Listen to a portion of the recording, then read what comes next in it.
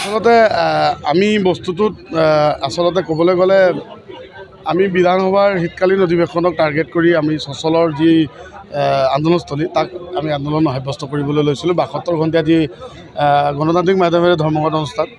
এতিয়া বৰ্তমান আজি যি মোদী আহিছে সময়টোত একচুৱেলি ক'বলৈ মোৰ মন এটা গৈছে, আপোনালোকে যিহেতু সুধিলেই আচলতে এডভান্টেজ আছাম অসমটোত এডভান্টেজ আছাম 0.2টোত আমি হাঁহি ওলাইছে। আচলতে অসমখনৰ উন্নতিৰ যি ঢাক ঢোল বাজি আছে প্ৰকৃত চৰিত্ৰ এয়া দেখিছে আপোনালোকে। ইমান মানুহ আজি এটা ৰাজ্যৰ ব্যাগুম বিভাগ যি শক্তি বিভাগ, ৰাজ্যৰ মানুহৰ ঘৰত এঘণ্টা লাইন নাপালে হুলস্থুল হৈ যোৱা যি ব্যাগুম বিভাগ, সেই বিভাগটোক পৰিচালনা কৰা মানুহখিনিৰ আজি পেটে ভাতা মাৰাৰ যি জীৱন আৰু জীৱিকাৰ যি ভাবুকিৰ সৃষ্টি হোৱা যি পৰিকল্পনা কৰিছে চৰকাৰখন তথা বিভাগে, ইয়াক লৈ আজি আপোনালোকে দেখিছে ধিক্কাৰ জনাইছোঁ ইয়াৰ পৰা মই। আৰু লগতে এডভান্টেজ আছামৰ এডভান্টেজটো বা স্মাৰ্ট ছ'চাইটি গঠন কৰিবৰ কাৰণে যি স্মাৰ্ট হৈ কৰি গৈ আছে মাননীয় মুখ্যমন্ত্ৰী মহোদয়, সেই স্মাৰ্টটোত কিন্তু তেওঁ সিমানে ছাকচেছ হ'ব পৰা নাই যিমান তেওঁ কৰি আছে। কাৰণ বহুত খুটি নাটি থাকি গৈছে। অতীজৰে পৰা ACB দিনৰ পৰা শক্তিখণ্ডত চলি অহা বিধিটো চব চেঞ্জ কৰি পেলাইছে। আমাৰ ACBত মই আগতো কৈ গৈছোঁ, মই প্ৰত্যেকটা মই প্ৰেছ ক্লাবতো কৈ আহিছোঁ যে শক্তিখণ্ড যেতিয়া ACB আছিল, বৰ্ড আছিল, বৰ্ডৰ দিনৰ পৰা ইয়াত মানুহে কাম কৰে, দক্ষতা অৰ্জন কৰে, তাৰপাছত ৰেগুলেশ্যন হয়। আজি উমা ভাৰতী, উমা দেৱী ক'ৰ ৰায়দানক জাপি আনি বৰ্তমান মাননীয় মুখ্যমন্ত্ৰী মহোদয়ৰ চৰকাৰে যি পেটে ভাতে মাৰাৰ এই থলুৱা খিলঞ্জীয়া ল'ৰাখিনিক ব্যৱস্থা কৰিছে তাক লৈ কিন্তু আমি শংকিত।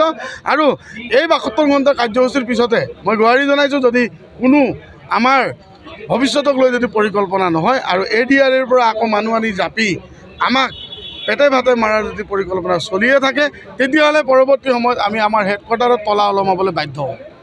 ধন্যবাদ। চাওক, প্ৰথমে সংবাদ মাধ্যমৰ সমূহ কৰ্তাক আমাৰ দুই সংগঠনৰ ফালৰ পৰা অশেষ ধন্যবাদ জ্ঞাপন কৰিছোঁ। আমি দুই সংগঠন একলগ হোৱাৰ মূল কাৰণ হ'ল আমাৰ লক্ষ্য এক, যে আজি বিজুলী ভৱনে আমাক আজি কমেও ক'বলৈ গ'লে 15 বছৰ, 10 বছৰ, 5 বছৰ, 1 বছৰ ধৰি পেলাই বহুত মানুহক আমাক কৰ্মকাম কৰাই আছিল। তাৰ পৰা আমাক 2023 চনত তেওঁলোকে আমাক এটা ফিক্স পে' এটা ঘোষণা কৰিলে। দিয়াৰ পিছত আকৌ তাতো প্ৰলোভন লাগি পেলাই 89 ডেজ আৰু আউটচোৰ্চ শব্দটো লগাই আমাক মানে মৰণৰ ফালে ঠেলি দিয়াৰ এটা ব্যৱস্থা কৰি পেলাইছে। সেই ভিতৰত আমি বহুত দুখিত। সেইকাৰণে তেওঁলোকক মানে আমি বিশেষকৈ আমি চৰকাৰক জনাওঁ যে এইখন চৰকাৰৰ দিনত, বিশেষকৈ আমাৰ মুখ্যমন্ত্ৰী ডাঙৰীয়াৰ দিনত যে আমি এনেকৈ খাবলগীয়া হৈছে, আমি খুব দুখ পাইছোঁ। মানে সেইটো আমাৰ আচলতে হ'ব নালাগে।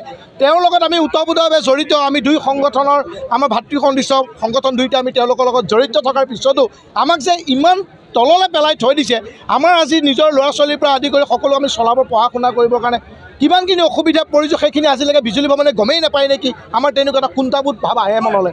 আজি যিমানখিনি বাৰ বিজুলী ভৱনত যাওঁ, প্ৰত্যেক ক্ষেত্ৰত তেওঁলোকে আমাক চৰকাৰলৈ ঠেলে, আৰু চৰকাৰক দুই এজনক সুধিবলৈ গ'লে তেওঁলোকে বিজুলী ভৱনক ঠেলে। এই বস্তুটোত আমি বুজি নোপোৱাৰ ফলত সেই দুই সংগঠন মিলি পেলাই আমি এটা আন্দোলন সৃষ্টি কৰিছোঁ আজি ৭২ ঘণ্টীয়া। আৰু ইয়াতো যদি তেওঁলোকে একো আমাক ভাল চিন্তা নকৰে, অনাগত দিনত বিজুলী ভৱনক এনেকুৱা এটা ধিক্কাৰ ঘোষণা কৰিম নহয়, আমি বিজুলী ভৱনত তলা বন্ধ কৰি দিম আৰু আমি কোনো কালে অসমৰ পৰা কাম বন্ধ কৰা ঘোষণা কৰি দিম। কোনো কাৰণে ভয় নকৰোঁ আমি বিজুলী ভৱনৰ কাৰণে। কাৰণ আমি ইমান কষ্ট কৰাৰ ফলত তেওঁলোকে আমাক কিয় ধিক্কাৰ দি আছে, আমাক কামৰ পৰা অন্যায় কৰিবলৈ গৈ আছে।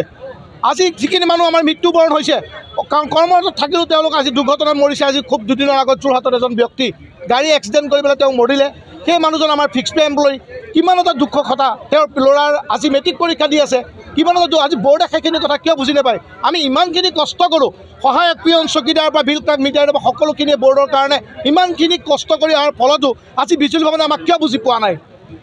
তেওঁলোকে যদি পাৰে ঠিক আছে, আমাৰ গোটেই মানুহ 5233টা মানুহক আজিয়ে চাটাই কৰি দিয়ক, যদি তেওঁলোকৰ সাহস আছে। কিয় নোৱাৰে? তেওঁলোকে আমাক কমচে কম আমাক ভাতে মুঠে খাব পৰা এটা ব্যৱস্থা কৰক। যিখিনি আমাক পৰ্যায়ক্ৰমে তেওঁলোকে দিয়াৰ ব্যৱস্থা কৰক। সকলোকে দিব নোৱাৰে। চৰকাৰৰ ফালৰ পৰা আমি কাটৰ এটাই অনুৰোধ কৰিছোঁ, তেওঁলোকে যদি সকলোকে দিব নোৱাৰে, কমচে কম পৰ্যায়ক্ৰমে দিয়াৰ এটাৰো ব্যৱস্থা কৰক, যাতে এই মানুহখিনিক সংস্থাপন পাওক, যাতে ভৱিষ্যত উজ্জ্বল। এতিয়া শুনিছোঁ ADR পৰীক্ষাৰ পৰা মিনিমাম আধা সংখ্যক মানুহ আমাৰ APDCLত দিয়াৰ এটা সিদ্ধান্ত লৈছে। কি হ'ল? আমাৰ 5233খন মানুহ ক'লৈ যাব?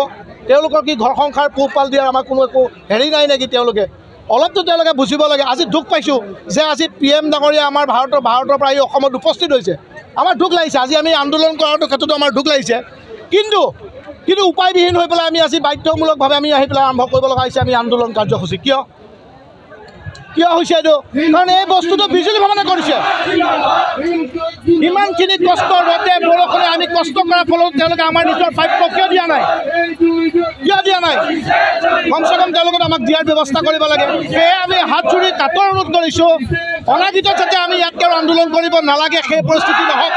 আমি দুই পক্ষৰ মাজত মিলামিতি হৈ বৰ্ডক আমি আৰু আগুৱাই নিয়াৰ চেষ্টা কৰিবৰ কাৰণে তেওঁলোকে আমাক চাকৰিটো দিয়াৰ ব্যৱস্থা কৰক।